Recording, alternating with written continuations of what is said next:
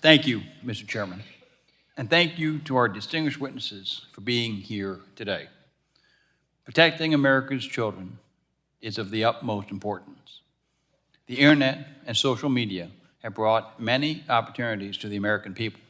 However, they've also brought with them dangerous harms to American children. I look forward to hearing from our witnesses on how we can ensure that parents have the tools necessary to safely guide their children through their online activities. Mr. Berkman, video games are a part of daily activities for many families in New Jersey and across this nation. While many view these games as merely toys, the truth is that many video games have become fully functioning social networks.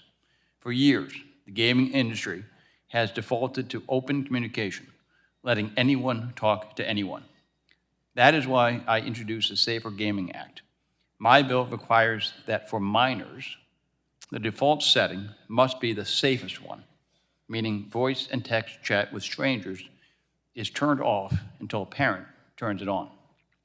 Can you discuss how minors are using social gaming platforms and the risks to minors using these platforms? Thank you very much for the question, Congressman. We believe that these types of gaming platforms that you call social gaming, they are social media. They are a space where children and adults can go on, meet other people on the platform, and exchange content in the gaming situation, context, video and text mainly. And so because of that, we see the same risks, essentially, that we see on other types of social media platforms. Severe cyberbullying, sextortion, sexual predation, abduction as well. So there's a full range of very serious risks here. So as a follow-up to that, we know that predators often use the shared interest of a video game to build trust with a child. The statistics show that about 2/3 of minors say that an online-only contact has asked them to move from a public chat into a private conversation on another platform. How would the default safeguards in my bill, which limit communication with strangers automatically, disrupt that cycle before it even starts?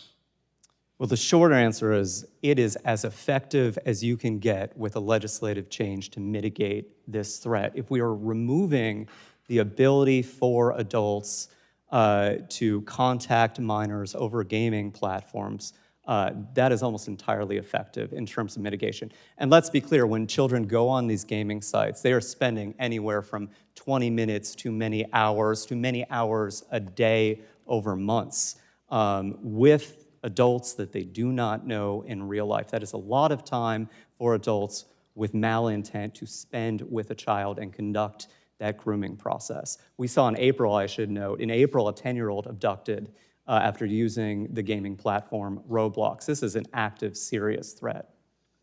Thank you, Mr. Berkman. Mr. Thayer, the data is alarming.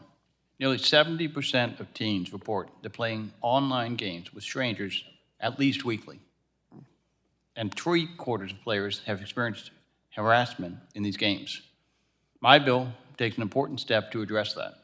The Safer Gaming Act says if a user is under 18, they should not be participating in chats, particularly with adults, unless a parent explicitly allows for it.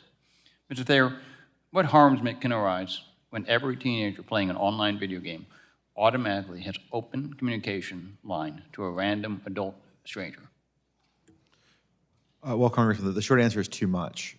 And I think you've seen that even outside of your typical games that you see on Xbox or PlayStation, you see it on mobile apps. I mean, this has been a long-standing problem with mobile apps in particular.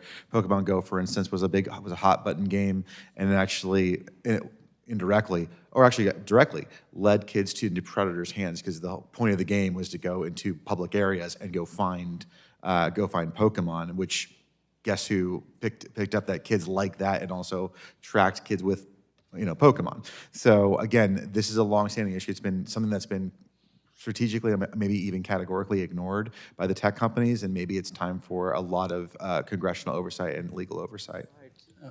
Thank our entire panel for being here today and for your insights. Are you back?